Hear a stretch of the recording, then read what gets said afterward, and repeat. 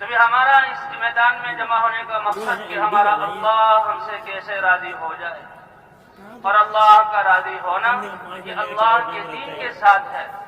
کہ جو دین اللہ نے زندگی گزارنے کا طریقہ انسانوں کے لیے بنایا، پاکیزہ طریقہ، سلامتی والا طریقہ، اور نبیوں کے ذریعے انسانوں تک اس کو پہنچایا، اور نبیوں کی محنت سے یہ دین انسانوں میں زندہ ہوا، اور جن لوگوں نے اس دین کو اپنایا اللہ نے ان کو دنیا میں بھی سرخرو کیا اور آخرت میں بڑی کامیابی اور درجات دینے کا وعدہ فرمایا۔ یہ دین اللہ کا زندہ ہو جائے۔ Subscribe Al Bayanat Tube تو Official. اللہ تعالیٰ نے جہاں اس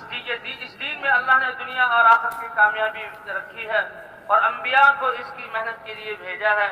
تو ہمارے یہاں جمع ہونے کا مقصد کہ اللہ کا دین ہماری زندگیوں میں کیسے زندہ ہو جائے، اور حضور صلی اللہ علیہ وسلم کی ختم نبوت کے صدقے اللہ نے یہ محنت اس امت کو دی ہے، تو یہ پوری کی پوری امت اس محنت کو کیسے حضور صلی اللہ علیہ وسلم کے طریقے پر کرنے والی بن جائے۔ تو بھئی اس نسبت پر جمع ہونا، اس میدان میں آنا،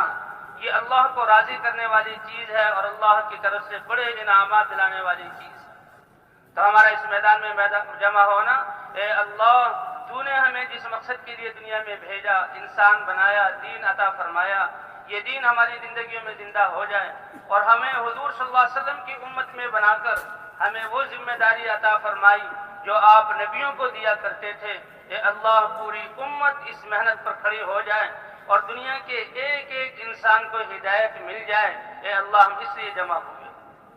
اس نسبت پر جمع ہونے کی وجہ سے اللہ کی طرف سے کیا انعام کہ ہم جو جمع ہوئے ہیں، یہاں جمع ہونے میں ایک ادنا سی ناگواری اور ہلکی سی مشقت کہ گرد و غبار کا جسموں پر آنا،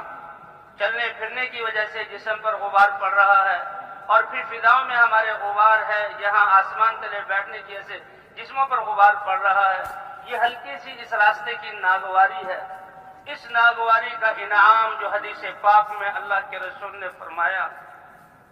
کہ جو اس مقصد کے لیے ہم اللہ کے راستے میں آئے ہیں اور یہ وقت فارغ کر اس میدان میں بیٹھے ہیں، ساری انسانیت کے لیے ہم اللہ کی طرف سے ہدایت کے طالب ہیں، اس کے لیے بیٹھے ہوئے ہیں کہ اللہ کے راستے کی غبار جس جسم پر پڑ جائے تو اللہ تعالیٰ جہنم کی آگ تو بہت دور کی بات ہے، وہ تو درکنار، اللہ جہنم کا دھواں بھی ایسے لوگوں پر حرام فرما دیتے ہیں۔ یہ ہلکی سی ناگواری کا سبب، یہ ہلکی سی ناگواری کا سبب۔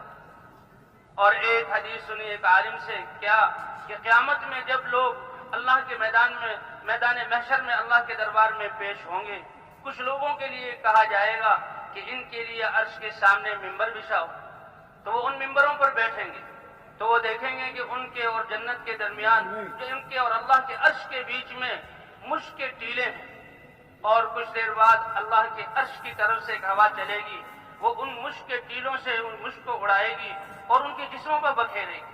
جیسے آج مٹی ہمارے جسم پر پڑ رہی ہے، وہاں اللہ کے عرش کے سامنے نور کے منابر پر یہ بیٹھے ہوئے اللہ کے مہمان، اور وہ مشک ان کے جسموں پر آ کر پڑے گی اور ان کی یہ فضائیں مشک والی ہوں گی، تو وہ فرشتوں سے پوچھیں گے کہ یہ مشک اور یہ اکرام کس وجہ سے؟ تو فرشتے کیا کہیں گے؟ کیا اللہ کے دین کے لیے تم اپنے آپ کو پردیسی بنا کر اللہ کے رستے میں نہیں نکلتے تھے؟ تم میدانوں میں جمع نہیں ہوتے تھے؟ تمہارے اوپر تمہاری ناگواری کی چیز اللہ کے رستے کا غبار تمہارے اوپر نہیں پڑتا تھا؟ کہاں وہ پڑتا تھا؟ کہا یہ وہی تو غبار ہے جو اللہ نے مشک بنا کر تمہارے جسموں پر ڈالا ہے۔ ایک حضور صلی اللہ علیہ وسلم چل رہے ہیں اور لشکر جا رہا ہے، ایک صحابی نوجوان بڑے نفیس سے نازک تبا وہ الگ جا رہے ہیں، اللہ کے رسول صلی اللہ علیہ وسلم نے ان کو بلایا، کہا کیا بات ہے، جماعت سے الگ ہو کے کیوں چل رہے ہو؟ کہ اللہ کے رسول یہ جو اکٹھے چل رہے ہیں تو یہاں گرد و غبار زیادہ اٹھ رہا ہے اور میں اسے ناپسند کرتا ہوں۔ اللہ کے رسول نے فرمایا فلا تعتزلہ، اس گرد و غبار سے تم اپنے آپ کو الگ نہ کرو، اور دلیل بھی دی کہ دنیا میں تو تمہیں یہ گرد و غبار کی صورت میں نظر آ رہا ہے، انہا لضریرۃ لک فی الجنہ، جنت میں تو یہ مشک بنا کر تمہارے اوپر ڈالا جائے گا۔